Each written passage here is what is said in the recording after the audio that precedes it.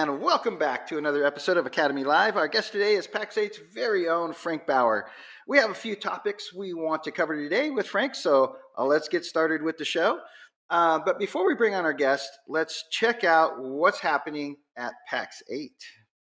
Hi, I'm Paige Dolphin from the Pax8 Business Applications team. On Tuesday, November 12th at 10 a.m. Mountain Time, we'll be hosting a webinar to help you discover how offering Dynamics 365, Business Central, and Sales Professional can help you to increase revenue and improve client retention, become a trusted advisor for your clients' ERP and CRM needs, as well as enable your clients to achieve growth and streamline operations. Here's the link to sign up. Can't wait to see you there.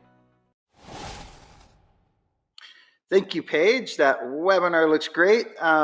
And the link for registration is below in the YouTube description. So go ahead and find that. Hope to see you signed in, especially if you have are working in the Dynamics practice at all. So, Frank, I think we should have called this show "Let's Be Frank," personally. But anyway, or between two Franks. Between two Franks would have worked too. Yeah. Why don't you go ahead and give us your humble brag? Tell you about yourself a little bit. Oh, geez. My name is Frank Baur. I'm the Director of Security Solution Consultants here at Pax8. I'll touch on what that is in a minute. I started in the industry in your neck of the woods, Rex. After I separated from the Navy, I landed at a regional white box manufacturer back in 1998 on the run up to Y2K. And moved on to tape drives and found my way into this company called Zenith Infotech, which you should remember, Rex, because when you were with Jameson Winston, we had worked together, right? Todd was behind me in the cubes back in Pittsburgh, and I was in front, and you were with Jameson Winston, and that was in the 2009, 2010 timeframe, something like that. Yeah, it would have been 2010. Yeah. But Jameson and then from there, my services, Jameson West. I said Jameson Winston. I apologize, but Jameson West. Yeah, Jameson West Consulting. Sorry, Jameson. Oops. And then from there, my career progressed, and I found my way to Pax8 in 2021, and I've been the Director of Security Solution Consultants for the last year. And what my team does is they help MSPs understand their gaps in their security stack, scope potential solutions, and then provide them those options, help them implement those options. So within Pax8, we're really the security to experts, on the sales side of things. So within Pax8, if a partner wants some help or wants to get to you guys, my understanding is they go to their CAM, and then the CAM will involve what we call an XSC, the right solution consultant. That's right. In your case, it would be the SSC, the security solution consultants, right? Correct. Yep. So, if you have questions or you want to better align your security stack to CIS or address a specific requirement that may be generated from compliancy or insurance, reach out to your CAM, have that initial conversation, but ultimately they will line you up with a member of my team, one of those security solutions consultants. Perfect. Okay, so let's dive into the first topic for today. So let's talk about vendors, right? Like, what is your relationship with the security vendors out there? We're engaged with our vendors, Rex, on a day-to-day, week-to-week, month-to-month basis. So when we launch vendors, let me start at the beginning. When we launch vendors, those vendors provide us a fairly detailed training to better understand their solutions, the features, advantages, and benefits, the pains that address for the managed service provider community, how to implement those solutions, right? So my team is fairly well trained on all of the security solutions that we have. Invariably, as you know, in our industry, MSPs are going to ask questions, and it's going to stump the panel. We're going to go, never heard that one before. So we have that direct conduit into these vendors to go and get those questions addressed for our MSP partners very quickly, right? So we're engaged with those, with all of those vendors on a regular basis, whether it's aligning them with a specific MSP partner or fielding questions for another MSP partner. Does that help?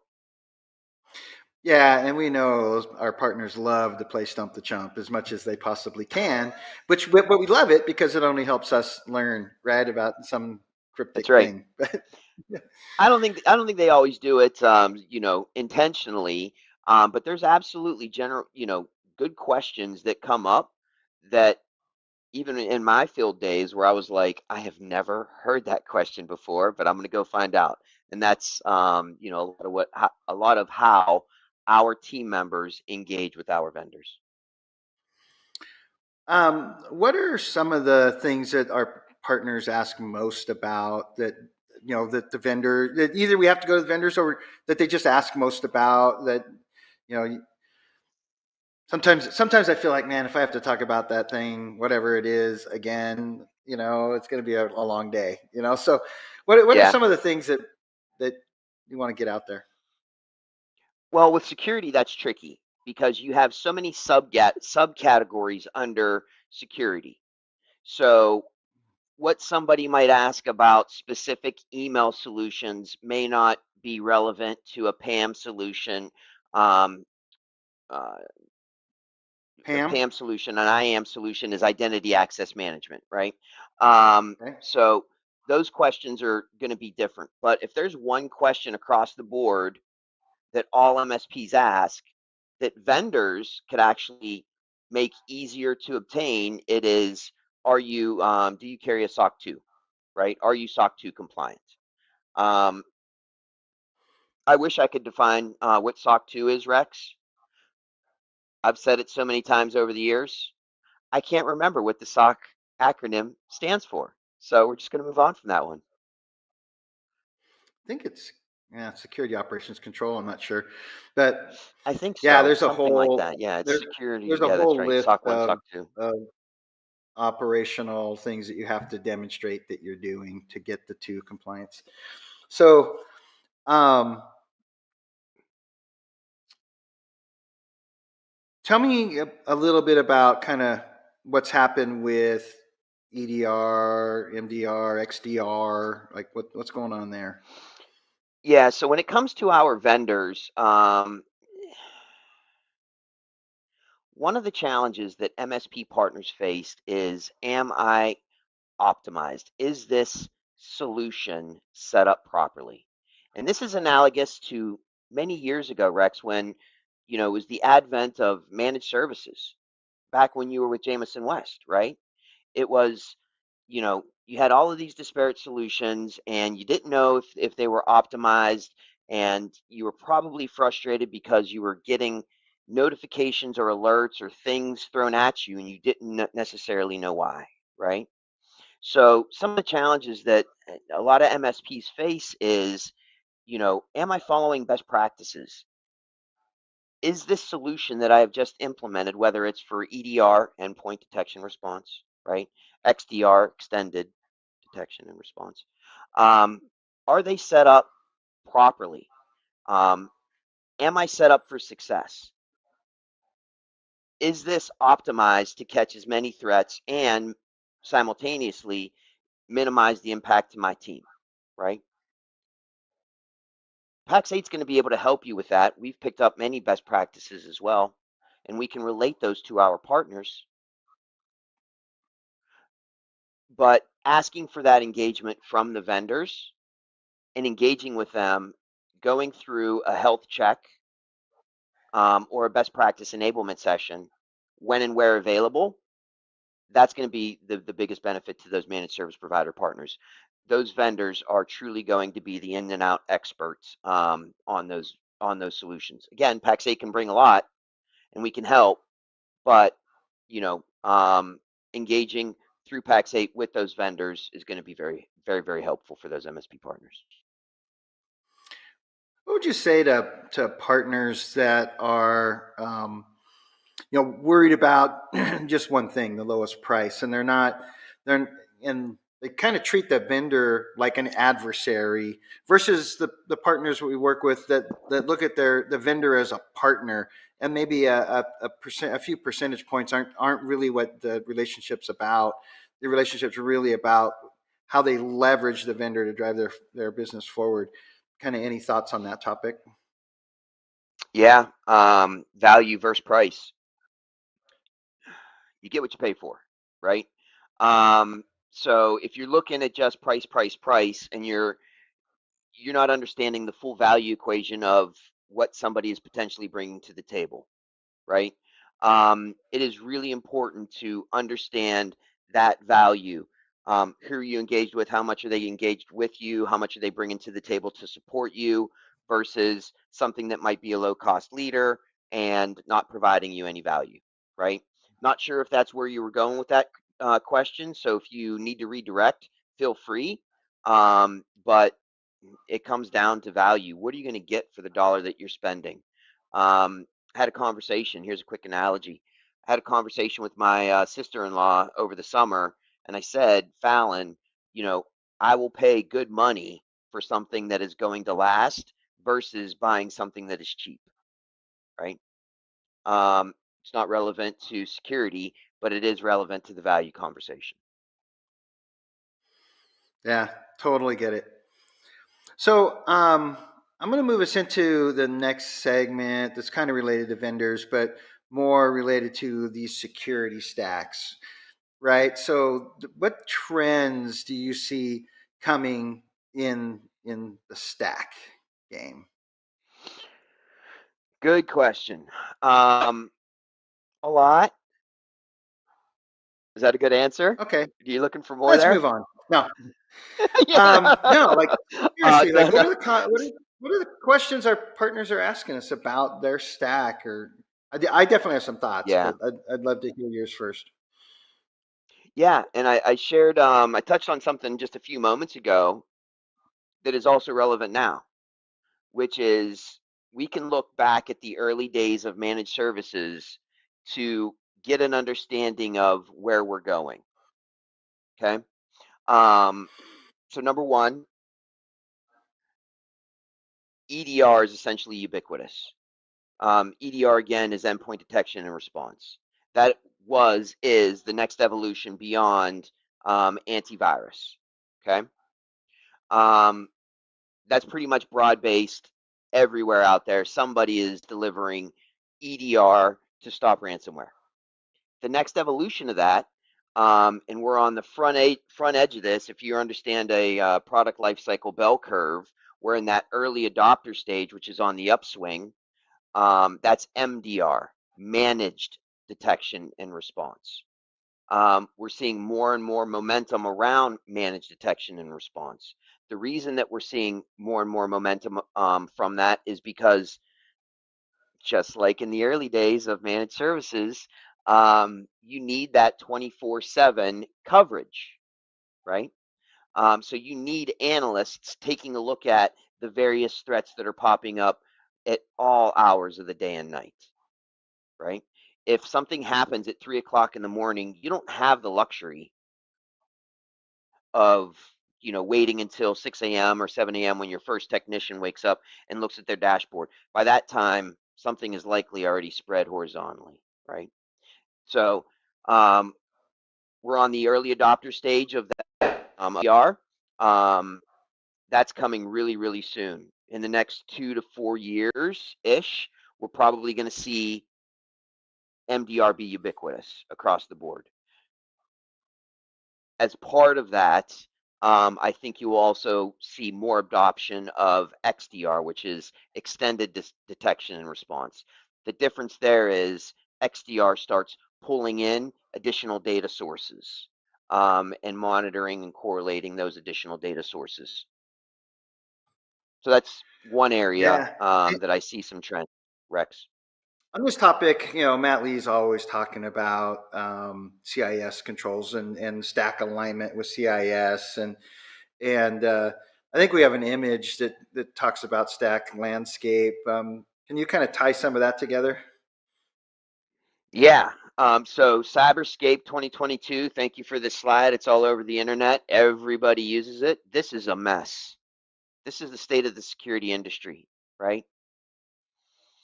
Now, in our community, in the managed service provider community, it's not this bad, but it's still pretty bad. We still have hosts of vendors to go through. That's a lot. This is a highly fragmented market. And what you're going to see is consolidation across all of these various product segments. It is inefficient for managed service providers to manage a dashboard for every one of these solutions, right? You're burning time. Managed service providers know that, so they're going to drive it from the bottom up. And big organizations know that, so they're going to drive it from the top down, whether it's a security vendor developing their own suite of new capabilities, or whether it's a PE-backed security vendor saying, "Yep, we want to capture more wallet share from our, ultimately from our end clients through our MSP partners. Let's go and buy, said point solution and add it to our product portfolio." It is inevitable. This is a Thanos moment, right? This is inevitable. You will see consolidation of all of these security vendors. They're either going to add those features, organically, or they're going to acquire.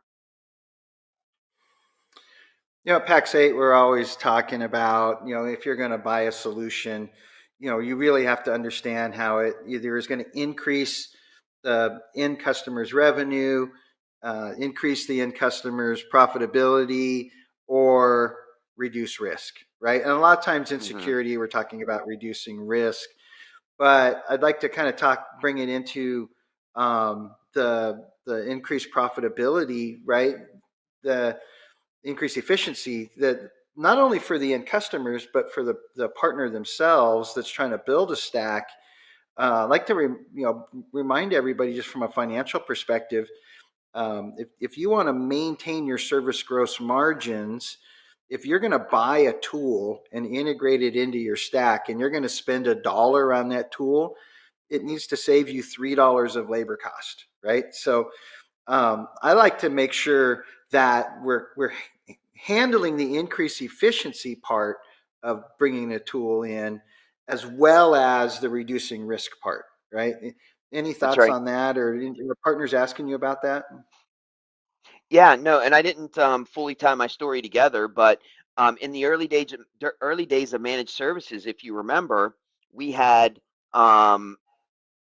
solutions for third-party patching. We had another solution that was our, RMM tool that just gave us alerts. Then we had another solution that was just our remote control. And then we had another, standalone solution that was just network monitoring and, right? And then what happened? They all came together. And now it's a singular platform that your team members can become very efficient at, managing and operating for the managed services part of your business.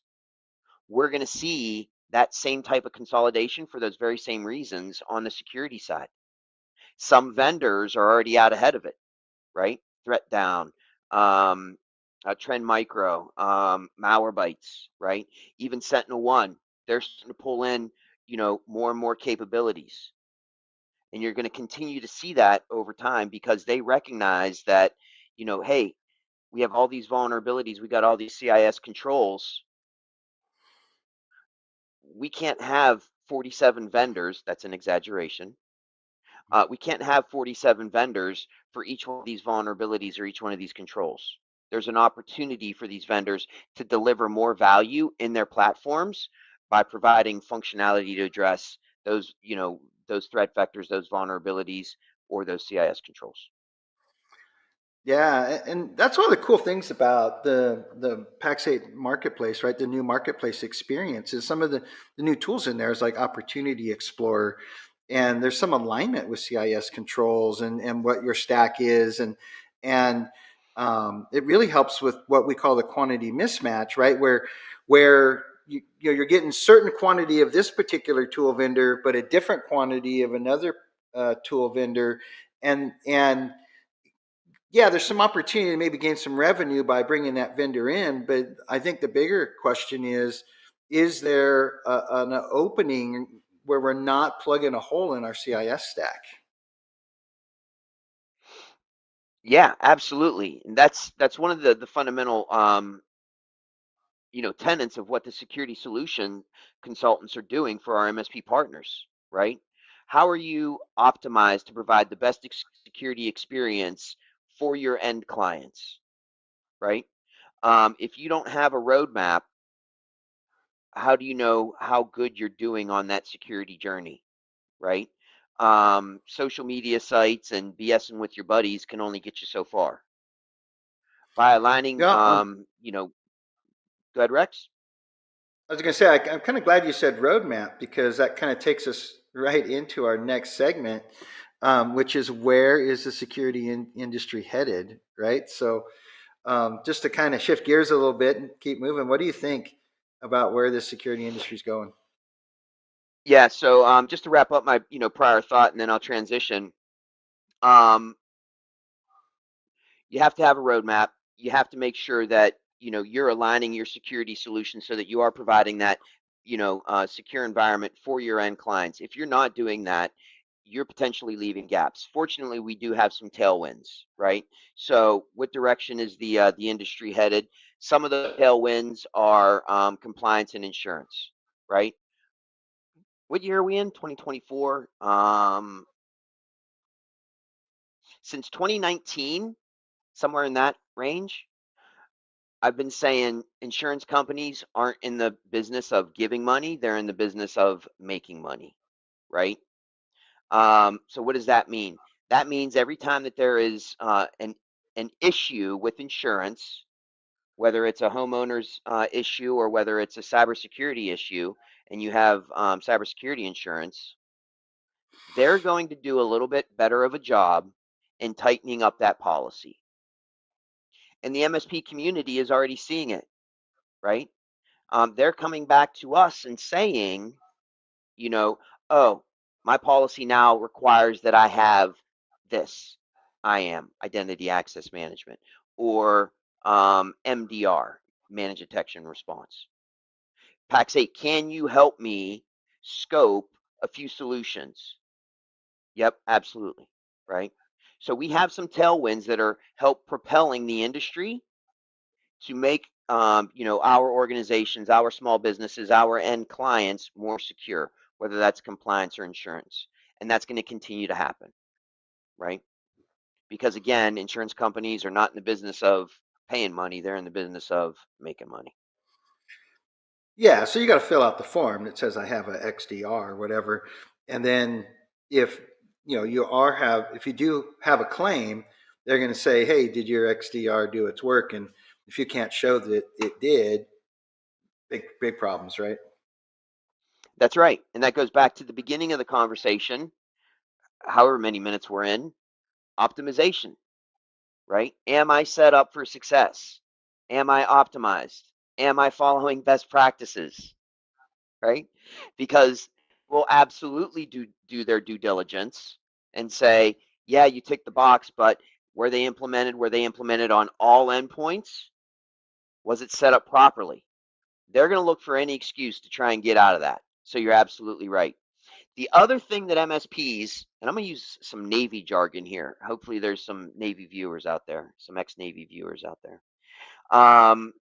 In the Navy, we had a term called gun decking. It's a weird term. Basically, what it means is to sign off on a piece of work that you did not do. I gun decked it. I signed off on it, but I didn't do it. Right? I've heard that You got in called trouble pencil for that in whipped. the Pencil whipped it. pencil whipped. Okay. Yep. I haven't heard that one, so that's another one. Um, but what I also, encourage MSP partners to do is do an audit of your clients, a white space exercise. We're a little bit off topic, but I'm pretty passionate about this one. Print out a list of your clients, put it in Excel. On the left-hand column, this is all of your clients' names. Next column, yes. Next column, no. Fourth column, dates. Do they have an insurance policy? Yes or no? tick the appropriate box. In the date column, put in there when their when their policy is due to expire, right? You should have a firm handle on that. You should be talking to your clients about that. If you don't know, talk to them, ask them, do you have a policy? Yes, I do. You do? I've never talked to you about that policy. Did you sign off on it? Yes, I did. That's gun decking. Because if you, the MSP, didn't see that policy and say, yes, you have, and you're set up for, and yep, we're good here and you're good there, and they just sign off on that, they're completely exposed. You don't know what they signed off on, right? They can say, yeah, I have a SIEM with a, local, 24/7 SOC or what have you, and you have no visibility into that. So by doing that white space audit in a spreadsheet, that's going to give you the ability to understand who has a policy, who doesn't, when their renewal is. Once you understand where that renewal is, then you can forward date a meeting 90 days in advance in 2025 and say, okay, your policy is due to expire on June 1. Let's get together on May 1 and review what those new requirements are going to look like so that we can make sure that you're compliant. Sorry, way off topic, but I'm hot about that one. No, it's a big one. They say people have to hear things 7 times for it to soak in, and sometimes I think it's 15 times for things to soak in. So the more we talk about For the me, it's important the 30, importance so of signing off, well, that's because you were in the Navy, but it's more important that we get those things checked off and not gun decked, because if insurance companies are about transferring risk, right? You give them money to allow you to transfer risk to them under their terms and conditions, and if you don't meet those terms and conditions, the risk isn't transferred, and the end customer is just going to look to, well, let's transfer that to the next sucker, which is probably the MSP. If their marketing materials aren't aligned with their contracts, and all of a that's sudden the right. MSP is accepting risk that they weren't intending to. So we see that over and over again. So back to my question, where do you think the industry's headed? On the dark side, I do Oh, think we're there's not going dark to be side some yet. more We're going to get to the lawsuits. dark side in a minute. All right, let me write that one down, and I'll come back to that one because it also ties into this Okay. one too.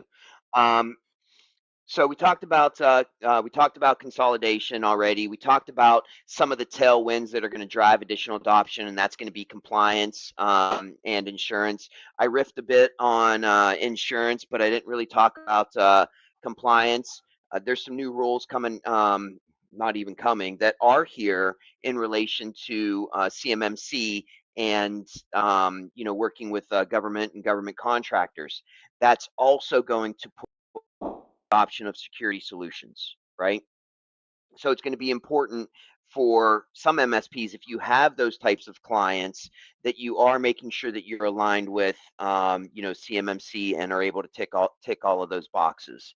That's going to drive, those MSPs to understand additional solutions for their entity, as well as what they need to put into place for their clients who are serving those government contractors.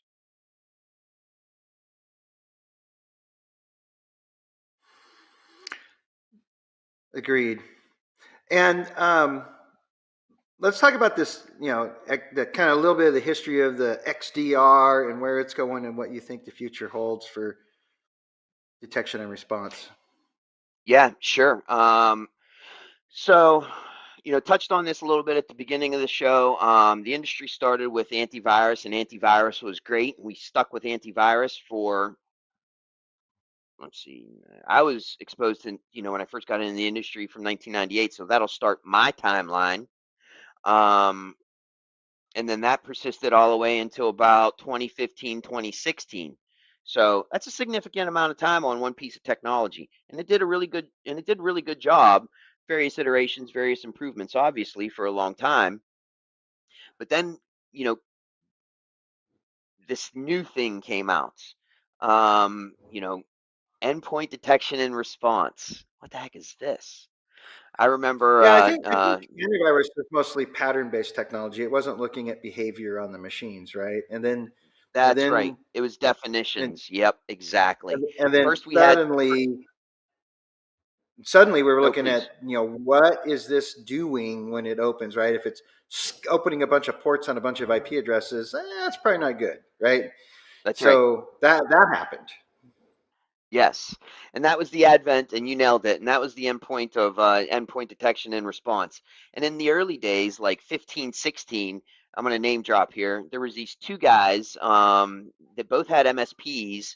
Prior to that, there was two guys that were, at an industry trade show in Nashville, and they're talking about this stuff. And I'm looking at them like, are you even speaking English right now? Right.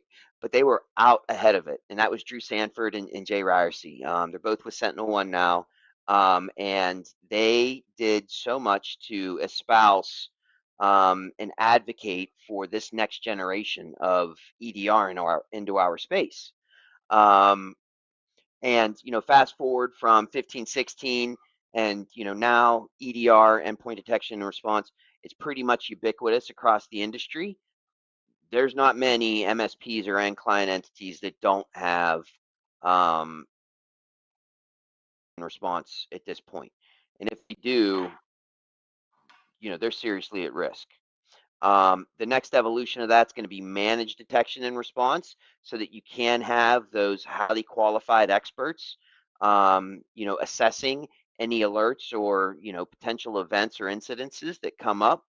And then the next iteration is going to be, to a certain degree, XDR, which is extended detection and response, which is going to start looking at, a couple of other vectors out on the network and pull in different data sources and consolidate that into a single pane of glass to be assessed.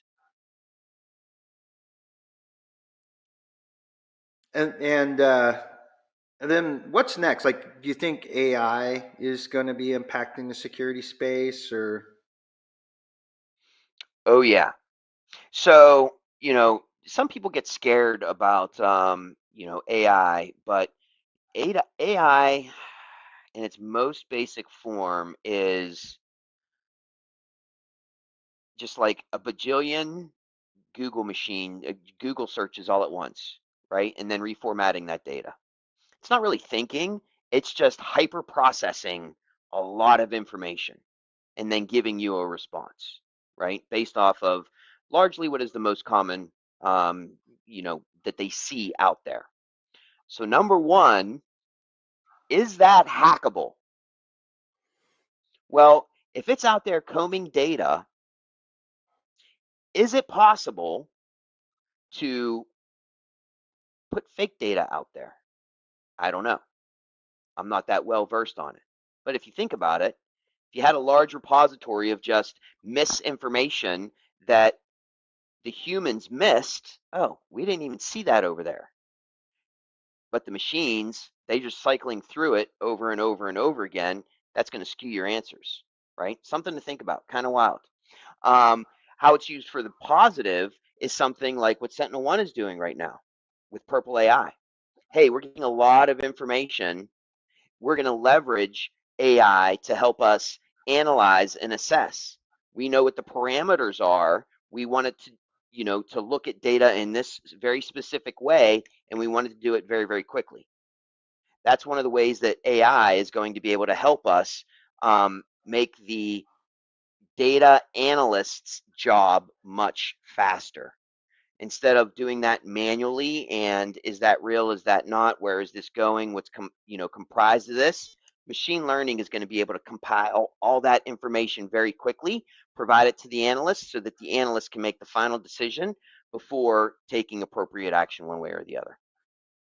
Yeah, Eric McClellan just dropped in the chat. He asked machine learning question mark, right? And so I was just going to ask you more about that. It seems like the AI is being used by the hacker community to write code to go find and then execute against vulnerabilities. But is AI also being used to write code to advance from machine learning and write code to defend? Is that coming? That's right. So AI is being used for all of the above. Um, in the most simplistic way, in the early days of phishing, there was the Nigerian prince, and it was a very poorly written email. You knew, right? It was like there's inconsistencies. Even as the years went Well, a by, certain the th- percentage of the population didn't know, apparently. I didn't, but that's another. No, I'm kidding. But as the years went by, that English improved some, but it still wasn't the English that we spoke, right? The way that we wrote, the way that we typed. With AI, that one of the immediate impacts. All of the phishing emails, all of the scams to get you to execute something got better, a lot better. On the back end, they are, using those things to write code, to take advantage of additional vulnerabilities. Now, I'm not a threat actor. I don't know what they're doing on an individual basis, but I do, through the information that is provided to me through our vendors, through my morning and nightly reading of the industry, I do know that they are using those tools to improve their tactics against users, against businesses. So, do you think the MSP is going to be more needed, to help provide security, or less needed as the technology improves? More needed. Good answer. I don't see. um, Look, I'm old enough to remember, Best Buy and CompUSA for business, right? I'm old enough to remember a lot of attempts at national service providers, or the big box movers, the big websites, and the doom and gloom of, in these super early days, the VAR, or the doom and gloom of the managed service provider. And it hasn't happened. It didn't happen then. It hasn't happened now, and I don't foresee it happening anytime in the near future. Users are still going to have problems. Users are still going to need human consultations. There are things that AI are not going to be able to bring to the table. Will AI make a managed service provider's life easier? Absolutely. Help desk. That's a great example of where AI can, help an MSP gain efficiencies. There's only so many permutations or ways that you can express that something is broke on a computer. And from that, there is a troubleshooting flow chart as to how to figure out what is broken and how to fix it. One That's of a my favorite process. sayings is, yeah, one of my favorite sayings is, if computers worked as advertised, we wouldn't have jobs. And I have a massive amount of confidence as technology increases, computers will continue to not work as advertised. So That's right. I think And we're on the safe. help desk side, or yeah, on the help desk side and on the knock side, they're flow charts. It's A to B to B to C to C to D to D to E until you figure out what is wrong. And then once you figure out what is wrong, how do you fix that? You can cross reference. Oh, here's the actual issue. Here's the potential resolutions. Let me go execute upon that. That is going to provide managed service providers efficiencies, right? But there will still be things that those managed service providers are going to have to deliver to end clients, right? There are things that AI just is not going to be able to help with. So I do not Yeah, see I mean, the death of the MSP in the near future. computers have always helped us improve efficiencies. But they also help us That's right. discover new inefficiencies. So I think Moore's law is helping us with that statement. So okay, we are getting down to what you wanted to talk about a few minutes ago, and I stopped you. It's the dark side of security. So, in the honor of Halloween being right around the corner, let's go ahead and get into the dark side. What do you think? Tell Very me. spooky. Yeah, tell me about what you wanted to talk about. Lawsuits. Ew. Right? So I'm in cybersecurity. I do cybersecurity. You know, my team does cybersecurity all day. I've been doing cybersecurity since at least 2016, 2017, somewhere around there.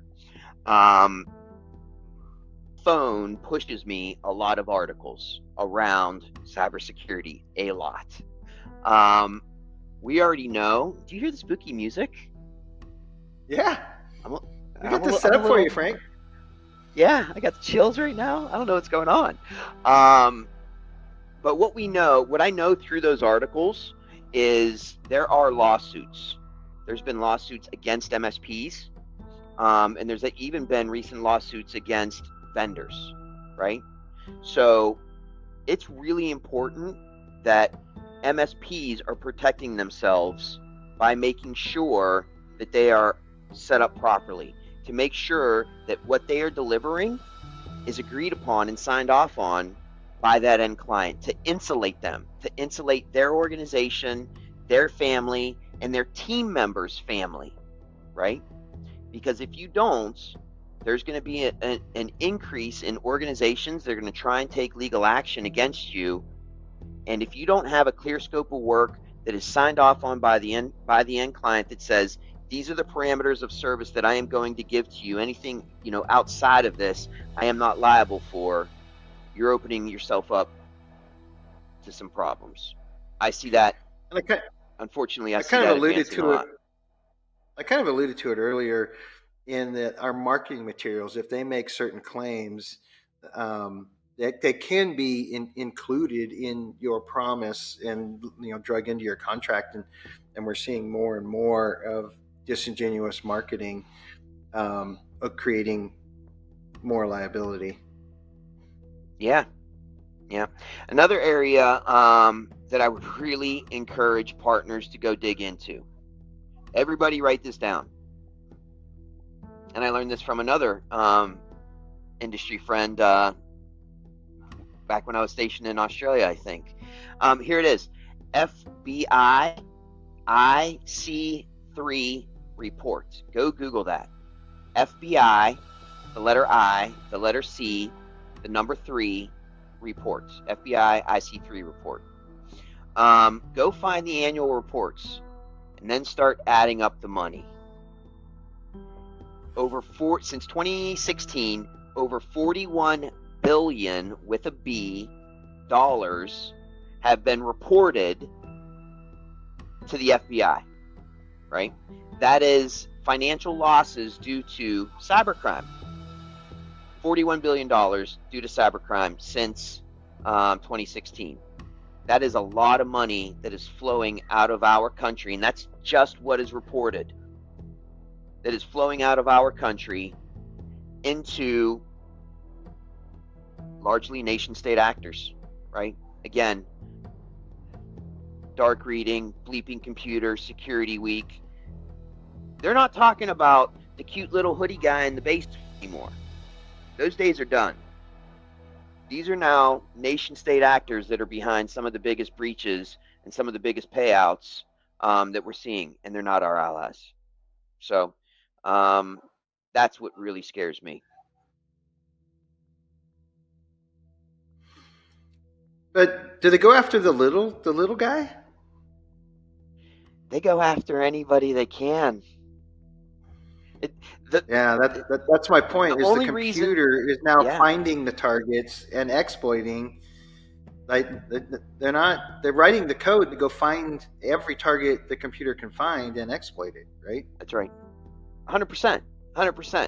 The threat actors don't care if you're big or small. Who cares if you're big or small? The media. The media cares. If you're a 12-person organization, a 12-person company, that doesn't get news, like at all.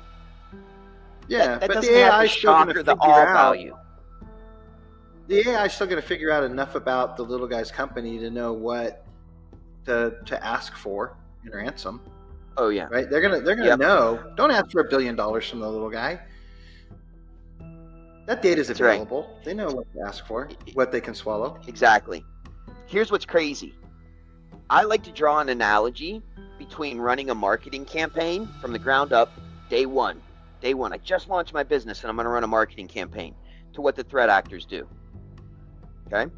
On the marketing side, and we're going to do this to grow our business, right? Let's go. We're going to go out to Zoom Info and we're going to buy a list, right? We're going to buy a target list. And then we're going to create some content, and then we're going to use, an email campaign tool, HubSpot, MailChimp, Outreach, whatever, and we're going to send a campaign. And we're going to do it to grow our business. Sounds accurate. It is accurate. Pax8 does it. My previous vendors do it. MSPs even do it. What do the threat actors do? The threat actors, instead of going out to Zoom Info to buy a list, they go out to the dark web and buy a list. They then use AI to create their content, and then they're smart enough, they can either code their own email distribution system, or they go out to the dark web to find a resource to do it for them. It's the same thing. It's the same thing, right? And they don't care who's on that list. They don't care whether you're big or small. They're coming at you, right? All right. They do, to your point, get much more targeted to say, okay, these medical clients, and this is how I'm going to do it. I'm going to mention, this medical ERP software, and click here to reset your password. They will get more creative like that, but it's no holds barred. They'll take money from anybody. They'll get in anywhere they can. All right, let's bring us out of the dark side, and let's go ahead and move into final thoughts.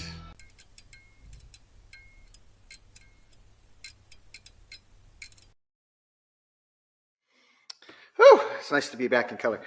Frank, right. I'm going to give you the opportunity to go first. Do you have any final thoughts? Yeah, thanks for kicking it over to me first. For this one's tough, Rex. I'm going to put it out there anyway. For years, in the security industry, we've been told not to talk about, don't sell on FUD. Don't sell on FUD. But it's Fear, scary, uncertainty, and man. doubt. Thank you. Yes, fear, uncertainty, and doubt. But it's scary, man. I just mentioned, since 2016, $41 billion outflow from our country that we know that was reported to the FBI. That's not everything. Into countries that we don't necessarily consider allies, right? That is scary. We need to do a better job of helping end clients understand that outflow of cash and how it impacts us. If you get hit with a $300 million, ransomware, or a $30 million ransomware, organizations aren't going to eat that, Rex. They're not going to eat that. They're not going to say, yep, hey, let's pay that. We're fine. No. Their board is going to say, okay, you paid it. How are you going to get that money back? Or the insurance is going to say, yeah, we had to pay it. And then they're going to increase their premiums, which are going to roll on to that user and to other users as well, because they're going to mitigate that, right? There is a direct correlation from that money that is outflowed to the impact that it is having on, everybody within our country. So that is my final thought. We need to get better at selling cybersecurity. Yeah, and helping protect more and more and more of our end users, customers, our end customers, as they're living right in the middle of this world, and yeah, man, cybersecurity is so hard because the bad guys have to get one thing right, and us as the good guys trying to protect stuff have to get everything right, and That's right. it's tough. It's tough. Um, I'd like to thank you for coming on today. I think we covered a couple of really good topics. It was kind of fun to get into the mood for Halloween. Um, I think our security stacks need work. We see it in the kind of the back end opportunity explorer data There is so much, to use a term you used earlier, there's so much white space out there in partners having complete stacks so that they're really mitigating the risk in their client base. So the more, I know people are probably getting sick of hearing us talk about stack compliance, but ultimately we really do need to do more work to get more of it up, more of these security solutions deployed to more of our end customer workstations out there. So that's the only That's right. way we're going to win in this cybersecurity war that we're in the middle of. So I think this is you hit our the nail last on the head. show. Yeah, I think you hit the nail Last on the show, head. You last said this topic in cybersecurity war, cybersecurity. this Yeah. yeah, the cybersecurity war that we're right in the middle of. Being ex-military, being Gen Xer, quite honestly, I do view it as a war. I do not like the amount the amount of cash that is leaving that's leaving this company, or I'm sorry, this country, going to places that we don't necessarily want it to go. So. And with that, I think Academy Live is going to wrap up Cybersecurity Month. So again, Frank, thank you. I'm going to go ahead and tee up our sales pitch with Keith Marciano.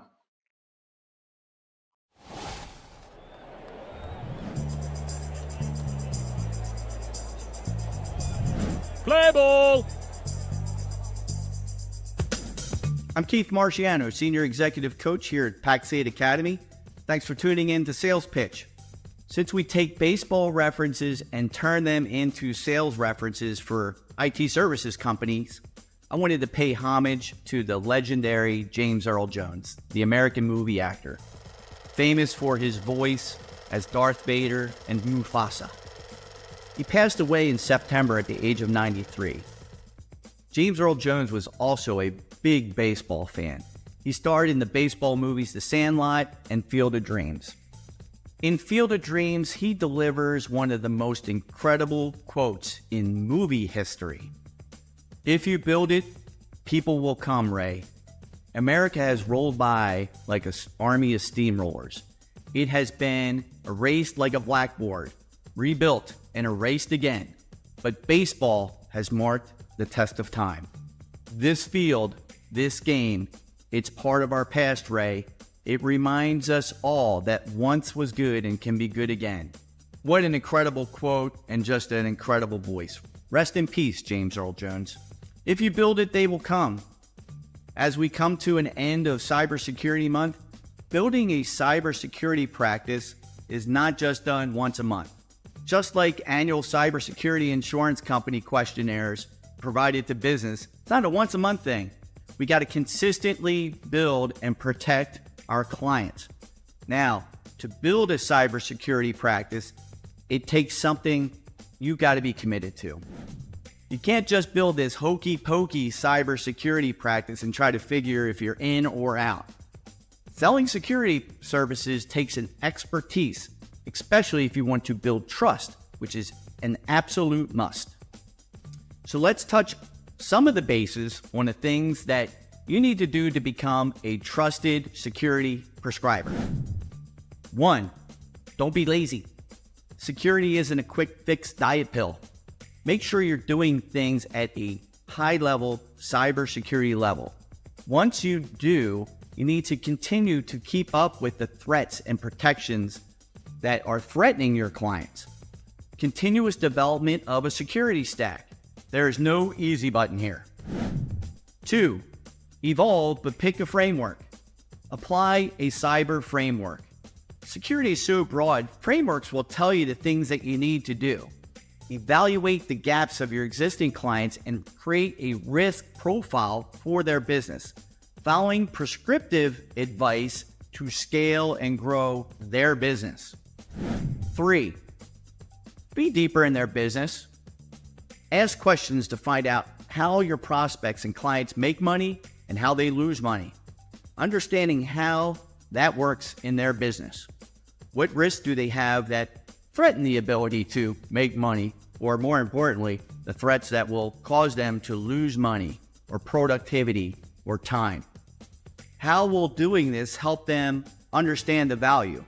Speak their language. Business conversations, not technical conversations. 4, set expectations with your prospects day one. These are the things I need to support you now, prospect. As threats change, as the landscape changes, and new threats rise, we have to protect your business. Let's get on a cadence where we're ahead of it. Do those things with your clients. Have that type of conversation. None of us judge when our iPhone or our Android has some sort of new version or update to the service. We just accept it. Set this same expectation for your security offering. Make it non-negotiable. I highly recommend you go to Pax8's YouTube channel or Pax8's Results Selling Framework Hub to see my podcast with Matt Lee on this subject. Lots of insight around selling cybersecurity. Sales isn't talking about features and benefits or, kind of honing in on the solutions that you offer. Stop talking about tech.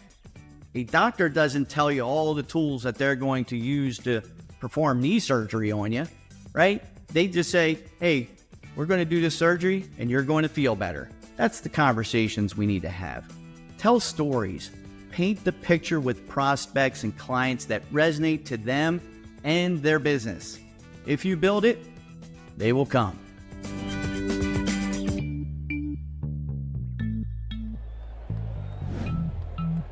Play ball!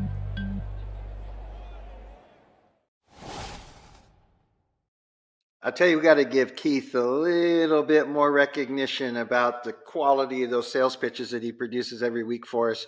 You can find him in the Pax8 YouTube channel under the podcasts. So they are there individually if you want to go back and review any of those.